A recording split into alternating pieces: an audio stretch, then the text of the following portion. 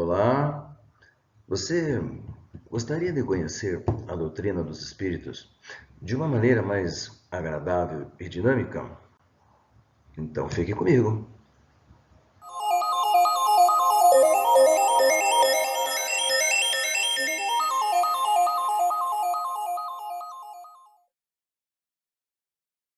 Alô, bom dia, ou boa tarde, ou boa noite a você que está me assistindo. Eu me chamo Marlos Ronque, estou transmitindo de Ponta Grossa, o estado do Paraná. Eu trabalho na Casa Espírita Paz, Amor e Caridade, essa que está no vídeo. Trabalho aí há mais de 30 anos. O objetivo dos vídeos, passar os ensinamentos da doutrina dos espíritos. E eu desejo despertar a sua atenção e o seu interesse. Então, nós estamos fazendo um estudo a respeito do Livro dos Espíritos, né? E eu gosto de frisar já desde o começo que a nossa intenção não é aprofundar, tá certo? E nem esgotar o assunto. Então, nós estamos aqui na Livro dos Espíritos, segunda parte, O Mundo dos Espíritos, tá certo? Já aqui no capítulo 6, já passamos espíritos errantes, mundos transitórios, e agora estamos aqui, percepções, sensações, sofrimento dos espíritos. Antes de começarmos o estudo propriamente do Livro dos Espíritos, com o objetivo de exemplificar, né, de deixar mais fácil o assunto, eu gostaria de contar uma história. Hoje a história é Barbicha, o Enlameado. Tiramos essa história do livro Se eu pudesse voltar no tempo. Autor espiritual, o Antônio Carlos, e a médium Vera Lúcia Marinzec. Eu indico este livro. Ele é muito bom, composto de várias histórias que eu tenho usado aqui nos nossos vídeos, né? Personagens diferentes, cenários diferentes, problemas diferentes. É muito interessante, traz muito aprendizado, né?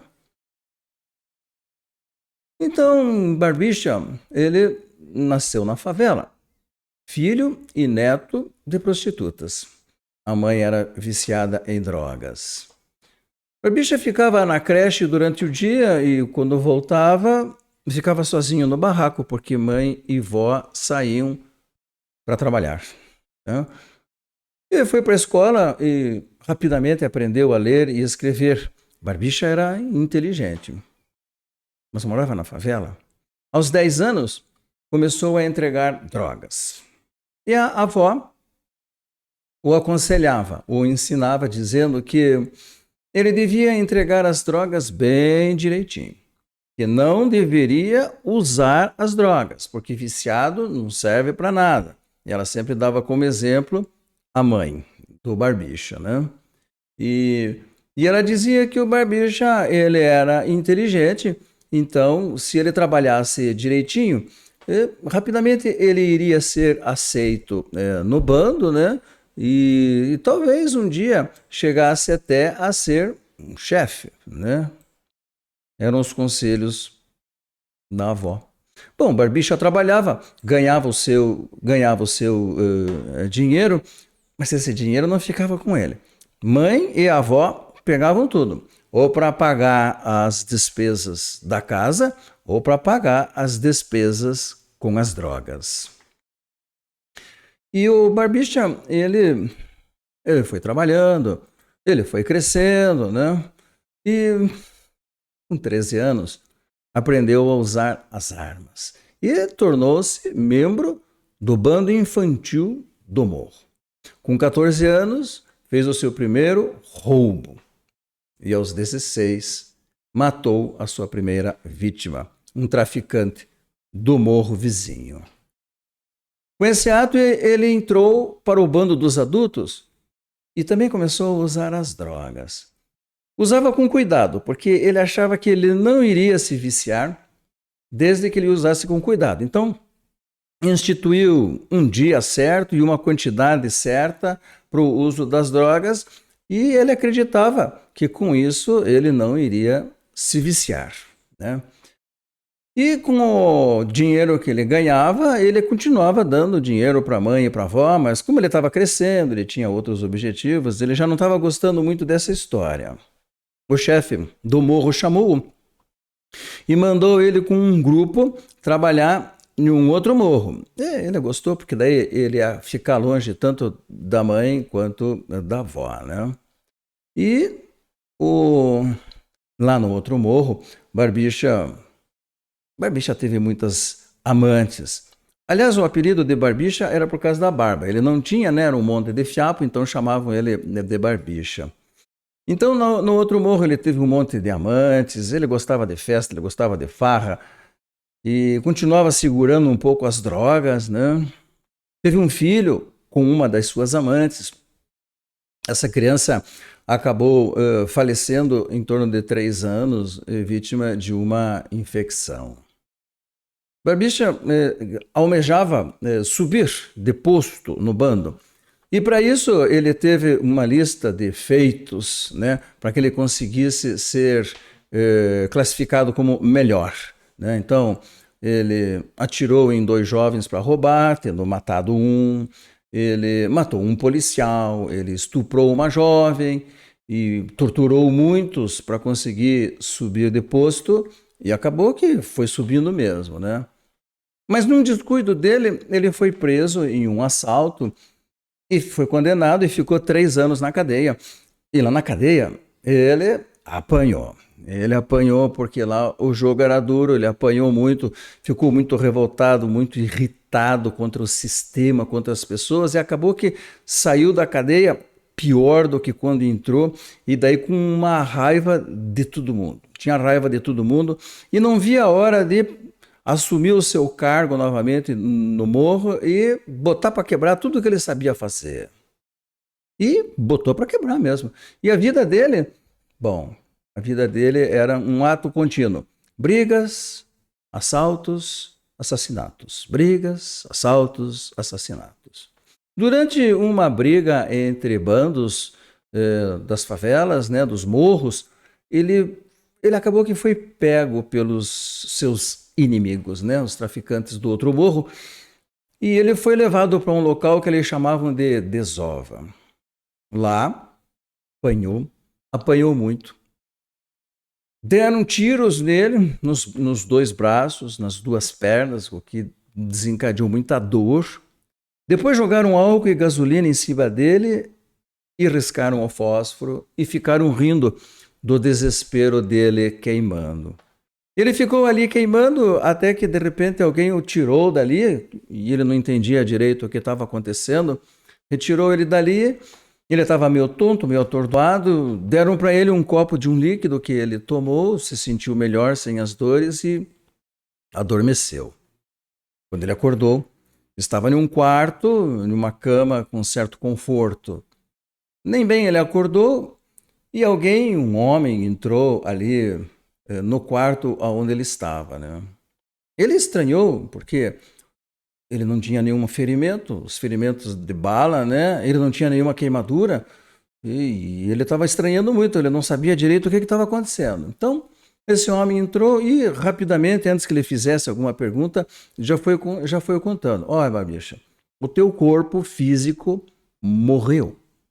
Agora você está aqui, vivo, sem o corpo. Nós chamamos isso de desencarnado. Tem outros nomes, mas nós preferimos desencarnado. Você está em uma cidade, em um ambiente, em um local chamado umbral. Aqui é um quarto, em uma casa, nessa cidade do umbral. Nós vivemos aqui, temos um chefe, temos disciplina, temos que cumprir ordens. O meu trabalho, por enquanto, é mostrar as coisas para você, para que você aprenda e comece a trabalhar. E daí, este homem começou a mostrar as coisas para ele, né? Mostrou para ele casais se amando pelos cantos, dizendo que aquilo aí era normal na cidade, não tinha problema nenhum. Mostrou algumas entidades parecidas, mas que tinham um cordão saindo, e disse para ele não estranhar que aqueles eram os encarnados que vinham para a cidade quando o corpo estava dormindo, né? Vinham para reuniões, vinham para as festas que tinham lá, né? E o Barbicha achando tudo muito diferente, né? Tudo novo, né? E de repente ele estava numa situação diferente, né? Ele teve vontade de consumir as drogas. Ele achava que não era viciado, né? Mas daí percebeu que ele era viciado, ele estava com vontade, né? E daí este homem pegou e disse para ele: olha, quando você tiver com vontade de drogas, como você está agora, vem cá que eu vou te mostrar como é que você faz. Aí se dirigiram rapidamente para um local onde tinham encarnados, né? E se aproximaram daqueles jovens viciados e ele mostrou como é que faz para vampirizar as energias dessas pessoas que estão consumindo qualquer tipo de droga. E ali ele satisfez o seu vício, né? E os dias foram passando, né? Ele foi mostrando, olha, aqui é tal lugar, lá é tal lugar. Passaram pelas prisões, onde ele foi visitar os que estavam presos, né? Estavam presos aqueles que não obedeciam às normas, estavam presos aqueles que não obedeciam regulamentos, infringiam as leis, os desertores estavam presos, né? E lá tinha também o local dos castigos. E ali ele ficou impressionado. As pessoas, os espíritos, né, desencarnados, eles eram castigados e a coisa era brutal. Ele ficou muito impressionado, né? Aí ele perguntou para o homem: mas isso aqui me parece um inferno e não um umbral. Assim, olha, vai ser o inferno que você conhece, dependendo daquilo que você vai fazer. Cumpra as ordens, não vai ter problema nenhum. Então, e continuou conhecendo as coisas. Foi conhecer as festas de que tanto falavam, né? E notou a presença nessas festas de encarnados e percebeu que eles podiam interagir com eles. E de repente o Barbicha começou a gostar dessa história de estar desencarnado, porque podia sentir sensações, prazeres, né, à vontade, tinha tudo à mão, sexo, drogas e tudo mais, né?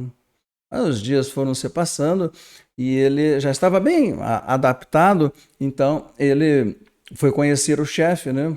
E notou que o chefe não tinha nada de excepcional, mas era um homem inteligente, né? E sabia mandar, coisa que a maioria ali não sabia. A grande maioria que ele viu lá queria mesmo era farra, era festa.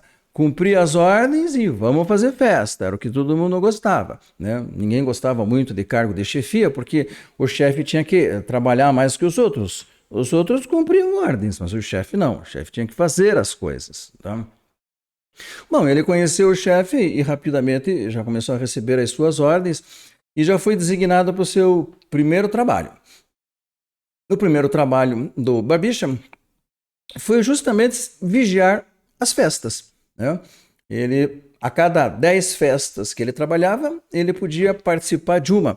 Participar, fazer festa e tudo junto, e ele adorava aquilo, né? Depois da festa, ele limpava o salão, ele arrumava tudo, ele cuidava para que não tivesse brigas durante as festas e muitas vezes levava encarnados até o corpo, né? E assim iria tocando.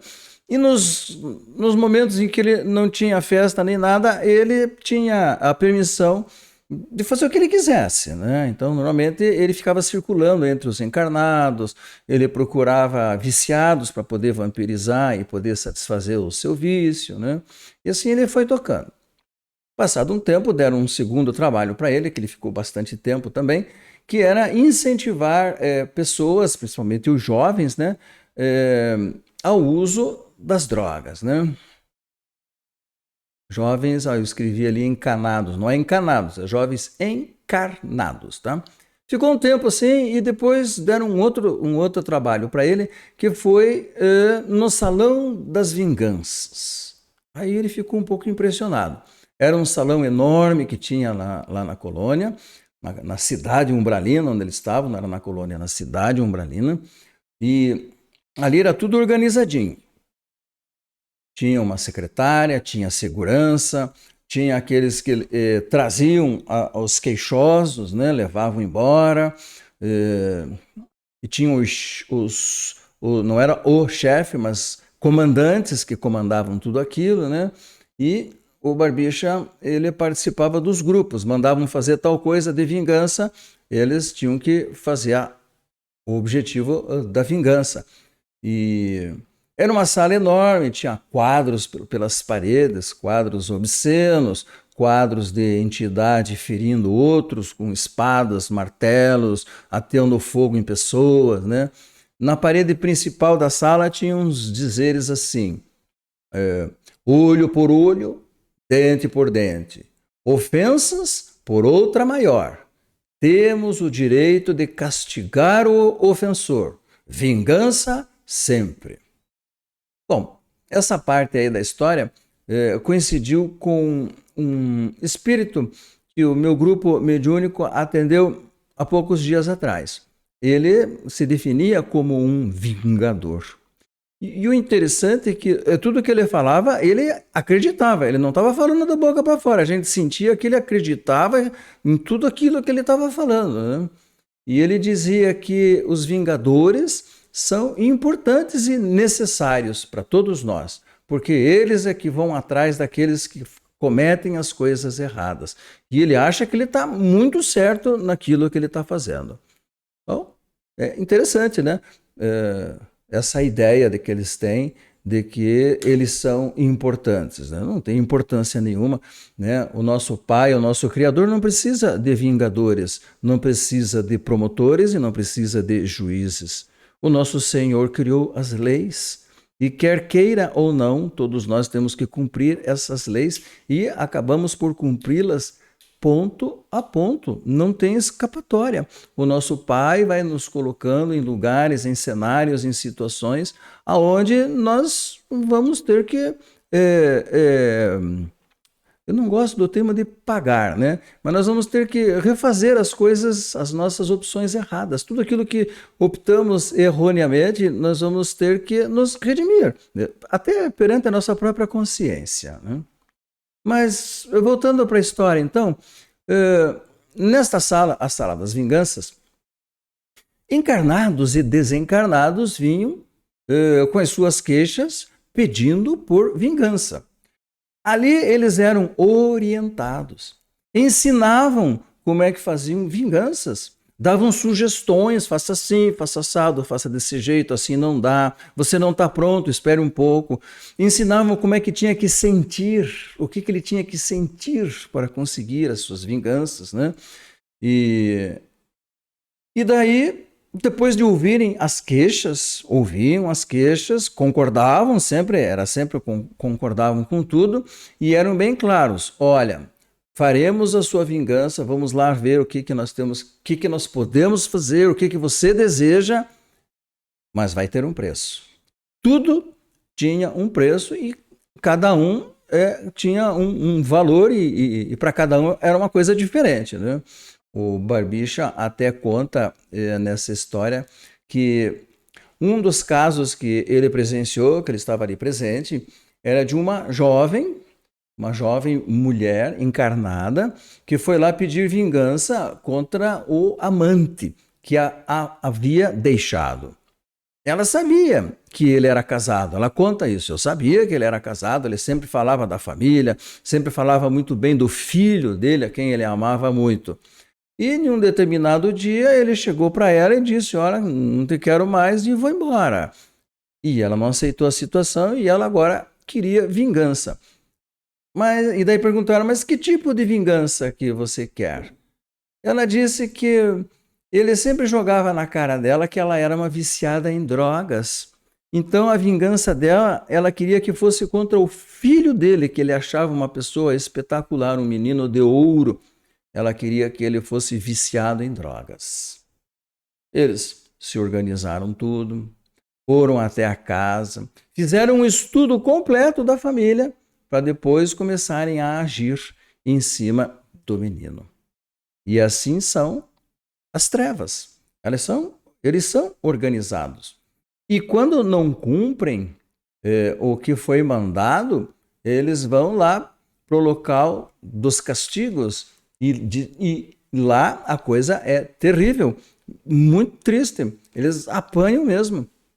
Voltando ao mediúnico, eu já atendi, já conversei com muitos espíritos que vieram até o grupo mediúnico, até a nossa casa, com o objetivo de destruir o grupo, de atrapalhar completamente a reunião. Era esse o objetivo. E, através da conversa, eles resolveram não voltar mais para lá. Mas tinham muito medo. O que mais chamava a atenção era isso. Eles queriam sair de lá, aceitaram tudo o que foi dito, né? Aceitaram a doutrinação, como nós chamamos, né? Aceitaram ficar conosco, mas tinham um medo, porque se voltassem, eles contam, eles iriam presos, eles seriam castigados, e aquilo era muito difícil, eles não queriam passar por aquilo. Então, nós tínhamos que prometer para eles que eles não voltariam, que eles estariam protegidos lá conosco, né? Então, dando continuidade aqui, vamos ver aqui. Então, depois que essa moça fez toda a sua queixa, depois que foi mostrado o que iria ser feito, então, né? Ela foi lá mais de uma vez. Então, quando deram o preço para ela, ela disse assim, mas tudo bem, mas como é que eu vou me lembrar disso quando eu acordar no corpo? Você vai saber. Você vai saber. Eles tinham pedido para ela que o preço seria ela levar para dentro do presídio drogas e celulares. Ela concordou, mas ela só questionava como é que ela ia lembrar-se quando acordasse no corpo. Então, eles a trouxeram de volta para o corpo e, nos momentos em que ela estava acordando, um ficou falando no ouvido dela que ela tinha que levar as drogas, que ela tinha que levar os celulares, as drogas, ficou repetindo aquilo o tempo todo. Então, quando ela acordou, ela ficou assim com uma sensação de que ela tinha ido em algum lugar, que ela tinha conversado, que ela tinha pedido a vingança, que tinha um preço, que ela tinha concordado. E ela levantou e foi tocar a vida dela. Dias depois, no emprego onde ela estava, pessoas a procuraram, disseram que trabalhavam com um médium fulano de tal, que ela havia assumido um compromisso de levar as drogas e os celulares, e que então ela teria que fazer isso, e que a orientação dos espíritos é que teria que ir para tal lugar, entregar para tais e tais pessoas. Então, vocês vejam que essa história nos traz esse ensinamento de que eles são organizados e de que aqui na matéria nós temos médiums, né, que trabalham para eles, né? Trabalham para eles e está aí uma organização completa, toda ela com o objetivo do caos, de fazer com que as pessoas consumam mais drogas, de que as pessoas briguem, de que não exista ordem, de que não existam mais leis. E para que eles querem o caos? Bom, se tudo se acabar, se houver uma guerra, se ninguém mais respeitar as leis, eles ficam no comando, né? Eles ficam no comando e é bom para eles, né? Esses espíritos, eles sabem que eles serão exilados, então quanto mais tempo eles ficarem aqui, para eles, melhor. E quanto mais sofrimento eles imputarem para os outros, mais felizes eles se sentirão. É uma pena, mas é uma triste realidade, né? Bom, e ela acabou que foi fazendo isto, né? Foi fazer o que foi prometido, foi pagar o preço da sua vingança. E a vida do Barbicha, então, continuou. Barbicha fazia tudo o que mandavam, tudo que mandavam. Ele não gostava muito de trabalhar, mas faziam tudo o que mandavam, porque ele sabia que ociosidade ali não dava, né? Era extremamente castigado. Foi oferecido, mas ele nunca quis um cargo mais relevância, assim. Ele preferia ser apenas um trabalhadorzinho, acabou e aprontar das dele, né? E o tempo foi passando e Barbicha foi se cansando da vida dele. Embora no começo ele gostasse muito das festas, das drogas, com o tempo a coisa foi perdendo o seu encanto, né? As festas já não tinham tanta graça, Ele já não gostava mais de ver os espíritos sendo castigados, porque quando tinha castigos, eles eram chamados para ver o que acontecia, né? Era como se fosse em praça pública, né? E ele agora tinha pena daqueles jovens que ele tinha que obsediar, que ele tinha que incentivar a usarem as drogas. Ele já não se sentia bem naquele lugar onde ele estava. E numa das saídas da cidade umbralina, ele estava de folga, digamos assim, ele foi até a favela, onde ele morava, né?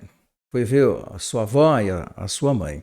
E lá ele encontrou um desencarnado conhecido, e na conversa entre eles ele soube que a mãe já tinha desencarnado, que já tinha ido para o umbral, que tinha sofrido muito no umbral, e que os bons, como eles chamavam, os bons, já tinham resgatado e ela estava num lugar onde eles não sabem onde. Eles achavam que quando eles eram resgatados pelos bons, eles eram torturados e tudo mais, e que não apareciam mais. Era a crença que eles tinham. E o Barbicha, escutando aquilo, achou que não deveria ser verdade, porque lugar pior do que onde ele estava era impossível. Então teria que ser um lugar melhor, né? E ficaram ali de conversa. Ele perguntou da avó, a avó, ele contou que a avó estava muito velhinha e que agora ela era uma mendiga, vivia de pedir esmolas. Aí ele ficou curioso e perguntou para esse desencarnado onde é que ele poderia encontrar os bons.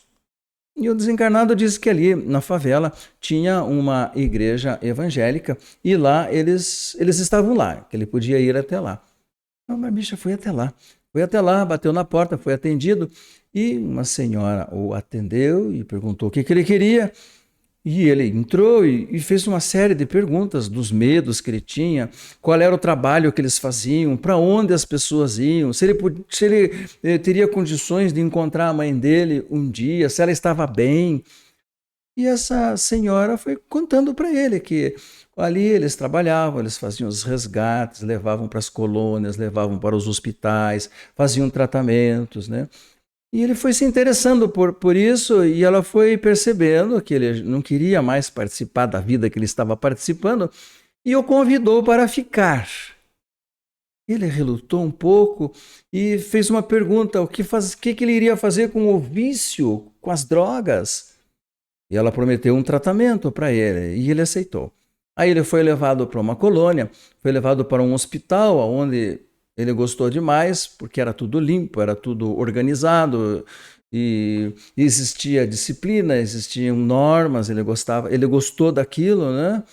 E começou a fazer o tratamento, que foi muito difícil, porque ele tinha as crises de abstinência, ele era um viciado, né?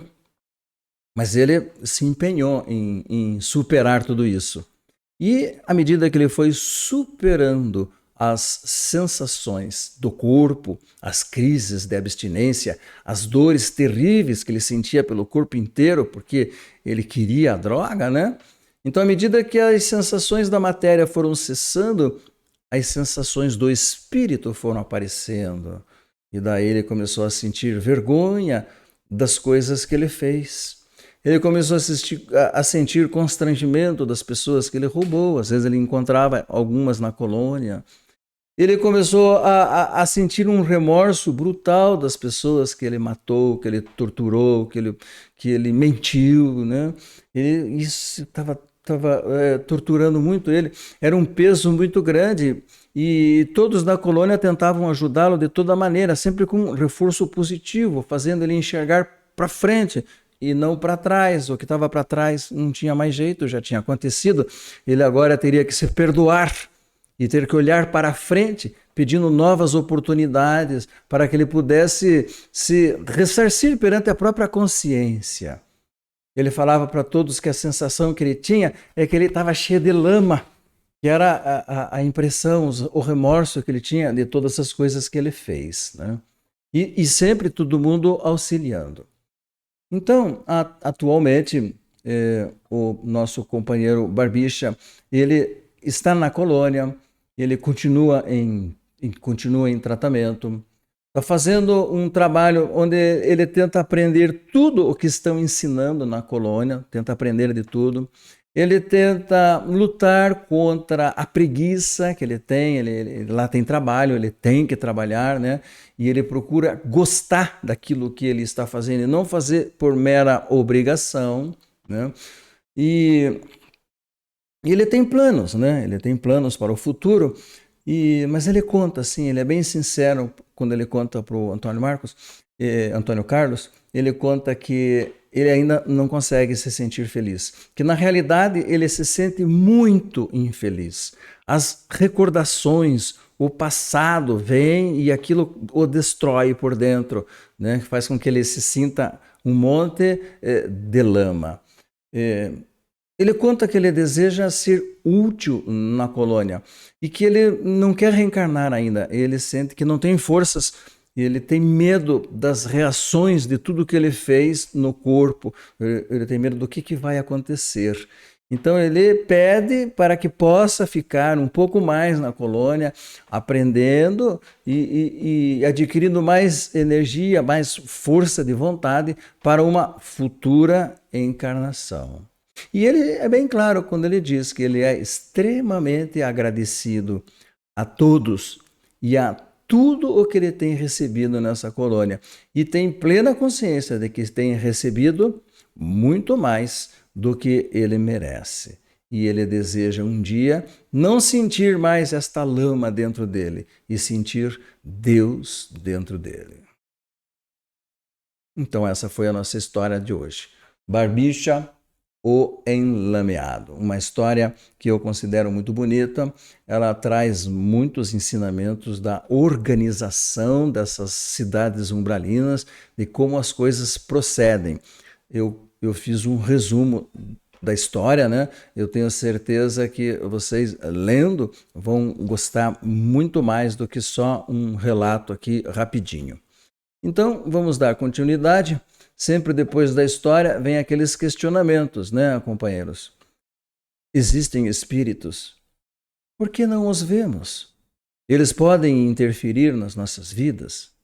O que é e para que serve a reencarnação? O espírito tem sexo? O que acontece depois da morte do corpo físico? Existe um número determinado de encarnações? Pois então, essas perguntas, esses questionamentos, nos são trazidas para mim e para os trabalhadores da Casa Espírita onde eu trabalho, lá no Paz, Amor e Caridade, e a gente percebe que as pessoas ainda sabem muito pouco a respeito da espiritualidade. Nós, os espíritas, precisamos falar da doutrina. Não podemos mais ter constrangimentos. Temos que falar abertamente. E o que eu tenho prestado atenção é que as pessoas querem ouvir. É só começar a falar, eles querem ouvir. E daí você percebe quantos conceitos errados, quantas crenças erradas eles trazem.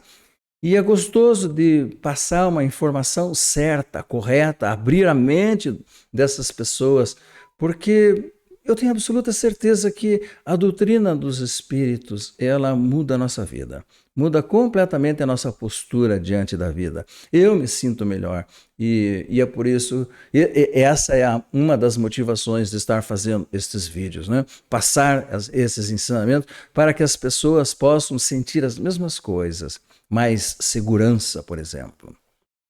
Então vamos dar continuidade aqui ao Livro dos Espíritos, na pergunta 250. Sendo as percepções atributos do espírito, ele pode deixar de usá-las? Os espíritos elevados veem e ouvem o que querem. Já os espíritos inferiores veem e ouvem, mesmo contra a vontade, aquilo que possa ser útil ao seu desenvolvimento. Então não adianta o espírito dizer que não quer ver ou que não quer ouvir. Vai ver e vai ouvir. Nós precisamos estarmos mais evoluídos para, por opção própria, não querer ouvir e nem ver, tá certo? Essa pergunta lembra o tópico que nós falamos sobre as propriedades do perispírito. Não sei se vocês já tiveram oportunidade de ver lá no vídeo 7, 8 e 9, propriedades do perispírito. E é muito interessante, porque ali Kardec nos conta que o espírito, ele enxerga pelo corpo todo, pelo perispírito, que é o seu corpo, né? Ele enxerga por todo o perispírito. Não há necessidade de olhos para ele enxergar, nem de ouvidos para ele ouvir. Ele ouve pelo corpo todo. É uma propriedade do perispírito. E que quanto mais evoluído espiritualmente estivermos, mais poderemos enxergar e ouvir, se quisermos. Que agora vem aqui a pergunta 250, que reforça o que a gente viu lá atrás. 257. O corpo físico é um instrumento da dor? Se não é a causa primeira da dor, ele é pelo menos a sua causa imediata? O espírito tem a percepção da dor, mas essa percepção é apenas uma consequência. As lembranças que o espírito conserva do período que ficou encarnado podem ser muito dolorosas, mas não provocam uma ação física no perispírito, ação física. Então o espírito tem a sensação de dor, mas são recordações do tempo que ele estava aqui. O perispírito não sofre essa ação, mas ele percebe. O mundo espiritual, ele é mental. Tudo que você pensa, que você crê, que você acredita, acontece. Então, se você morreu queimado e se acha no meio do fogo, vai estar se sentindo queimado, né? Mas no momento em que ele é retirado desse pesadelo, digamos assim, ele se sente bem. Passa tudo, porque o perispírito não sofre essa ação física. É isso. Perispírito. Aqui nesse capítulo ele fala de novo do perispírito. Que é? Perispírito é o vínculo, é a ligação que une o espírito ao corpo físico. É o espírito que o forma, retirando elementos do meio ambiente e do fluido cósmico universal. Isso significa que em cada mundo que nós formos reencarnar, o perispírito vai ser de acordo com a frequência vibratória da matéria daquele mundo. Vai ser composto o perispírito por matéria daquele mundo e pelo fluido cósmico universal. Poderíamos dizer que o perispírito é a quintessência da matéria, ou seja, matéria puríssima. É o princípio da vida orgânica e o agente das sensações exteriores.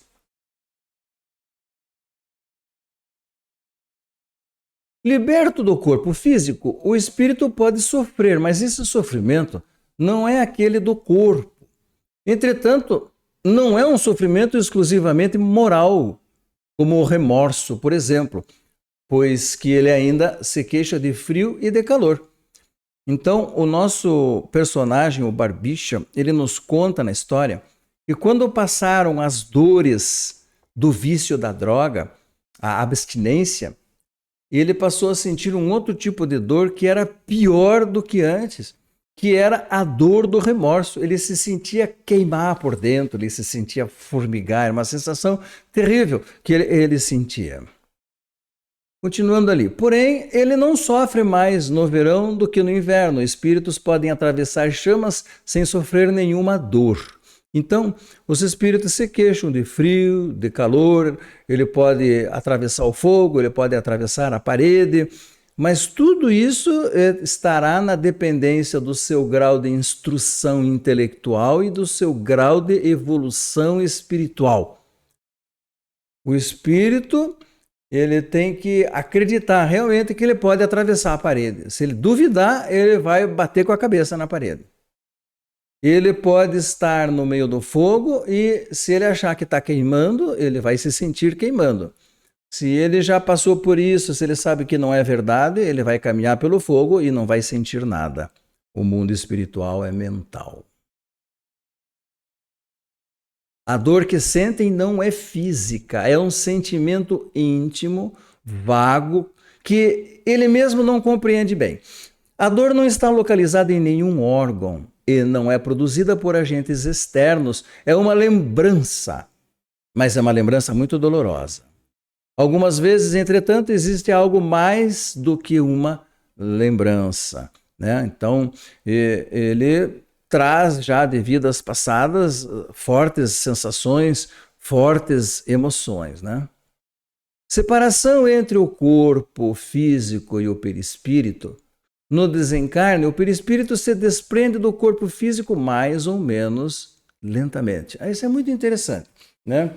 Então, como é que é a separação do perispírito, né, do corpo físico? É assim, de uma hora para outra, vapt-vupt? Não. Leva séculos? Também não. Depende do que, então? Depende do grau de desenvolvimento intelectual e do grau de evolução espiritual do espírito.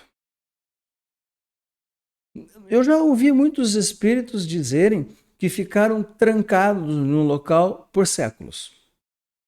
Nós já atendemos espíritos que estavam no naufrágio de um navio há décadas, com a sensação de estarem se afogando.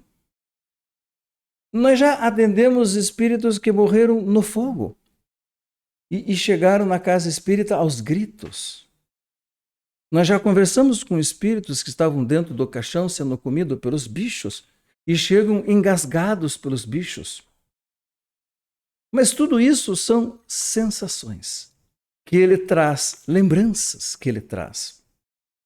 O perispírito, na realidade, não sentiria tudo aquilo. Mas se ele crer, se ele acredita que tudo isso está acontecendo, ele estará sentindo tudo isso e será extremamente doloroso. O desprendimento do perispírito do corpo físico depende de cada um. Cada um tem um tipo de morte, de desencarne. Não é igual para ninguém, cada um tem um tipo de desencarne. O Barbicha foi retirado por um outro espírito que sabia como fazer isso. Foi lá, retirou, desprendeu ele do corpo e pronto. Ele sabia como fazer isso. Se não soubesse, talvez o Barbicha ficasse se sentindo queimar o tempo todo. Por quanto tempo? Não se sabe. Até que alguém fosse resgatá-lo, até que ele tivesse um pensamento de remorso, até que ele pedisse ajuda ao nosso Senhor, ao nosso Pai. Então, cada um tem a sua história, né? Vamos continuar ali. Nos primeiros instantes, o espírito não compreende a sua situação. Não acredita que morreu, ele sente-se vivo. Esse é um relato de todos, né? Ele não se sente morto, porque ele se sente vivo, e ele tem um corpo, o perispírito, né? Ele acha estranho que as pessoas não conversam com ele, não respondem, mas não cai a ficha de que ele morreu. A não ser que ele já tenha algum conhecimento, daí tudo fica mais fácil, né? Aliás, essa é outra motivação de nós passarmos os ensinamentos da doutrina, não é mesmo, companheiro? Porque esses espíritos vão sofrer menos. Eles vão chegar lá do outro lado e dali a pouco eles vão lembrar que alguém falou da morte, da desencarnação, que pode ser assim, que pode ser assado. Vão sofrer menos. Um número muito grande de atendimentos no mediúnico são espíritos que não sabem que estão mortos, que não têm mais o corpo físico. Ali, vê o seu corpo deitado ou caído, sabe que é seu, mas não entende porque está separado dele. Esse é um relato quase sempre. Não sei o que está acontecendo, eu me sinto dois, eu olho para lá e me vejo em pé aqui também, eu não sei o que está acontecendo, né? Isso é um relato bem seguido, bem frequente. Essa situação continua até que se desfaçam as ligações entre corpo físico e perispírito. E quando é que se desfazem essas ligações? Quando toda a energia que nós trouxemos para a nossa reencarnação, ela se acabe, né? Nós nascemos com um pool de energia. Tem que acabar este pool de energia para que todos os laços energéticos que prendem o perispírito ao corpo físico se desfaçam. Ou alguém venha e saiba como fazer e nos desligue do corpo. Então, um suicida relata. Isso eu já ouvi muito no nosso mediúnico. Não estou morto, no entanto, sinto os vermes a me roerem, né? Então, o espírito fica ligado ao corpo até o término de toda a energia vital que ele trouxe. Então, ele fica junto ao corpo. E isso é horrível, porque eles ficam, às vezes, dentro do caixão ou no local onde eles se suicidaram. E a cena do suicídio fica rodando como se fosse um disco riscado. E eles não conseguem entender o que está acontecendo. Para eles, é um pesadelo que nunca passa, que nunca termina. As ligações energéticas transferem ao espírito a visão ou imagem do que acontece com o corpo, ou não permitem que o espírito se afaste do seu corpo. Ele fica ligado, não adianta. Mas daí uma vez me perguntaram, e no crematório, como é que acontece? Ele vai se sentir queimado? Olha, no crematório existem equipes, né, socorristas, que não permitem que isso aconteça. É muito sofrimento. Esses espíritos, eles são desligados do corpo e cada um toma um rumo de lá. Cada um faz o que quer porque tem o seu livre-arbítrio. O mundo espiritual é mental. O espírito vê os vermes comendo o seu corpo e, enxergando isso, ele acha que aquilo ali deve doer, deve trazer alguma sensação, e ele acaba mentalmente sentindo todas essas coisas, e eu posso garantir que é tenebroso, que é horrível. A situação com que eles chegam no mediúnico é lastimável, né? É lastimável. Às vezes a gente leva 5, 10 minutos para acalmá-los, mostrar que eles não estão lá, que não tem mais bichos, né? É bem triste essa situação, esse cenário. E terminamos mais um vídeo. Espero que você tenha gostado, que tenha sido do teu agrado, que você tenha aproveitado. Espero ter despertado o seu interesse e a sua curiosidade. Um abraço a todos vocês. Muita paz, muito amor, muita alegria e harmonia em seus corações. Sejam felizes. Lutem para serem felizes. Até o nosso próximo vídeo.